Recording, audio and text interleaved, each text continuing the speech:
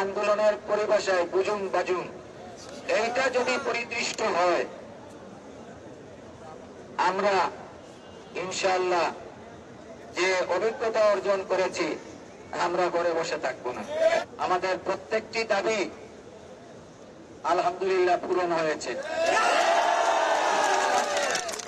এইটা জগন্নাথ বিশ্ববিদ্যালয়ের জন্য যারা এই আন্দোলনটি করে এইটি আদায় করলেন, ইতিহাসের পাতায় আমরা তাদেরকে জাতীয় বীরের মর্যাদা দিতে চাই।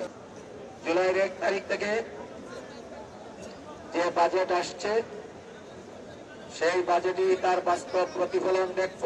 আমরা সন্তুষ্টি প্রকাশ করেছি, তারপরেও যদি কোন প্রকারের কোন গলিমসি এবং নয়সয় এবং আন্দোলনের পরিভাষায় বুঝুন বাজুন, এইটা যদি পরিদৃষ্ট হয়, আমরা ইনশাআল্লাহ যে অভিজ্ঞতা অর্জন করেছি আমরা ঘরে বসে থাকবো না। আর এর ধারাবাহিকতা, এর পরবর্তীতে যত বাজেট প্রণীত হবে সবগুলোতে ধারাবাহিকভাবে যেন অক্ষুণ্ণ থাকে এবং সেটা থাকবে। আমরা সেই দাবি জানিয়ে এসেছি এবং আমাদেরকে সেটাও আশ্বস্ত করা হয়েছে।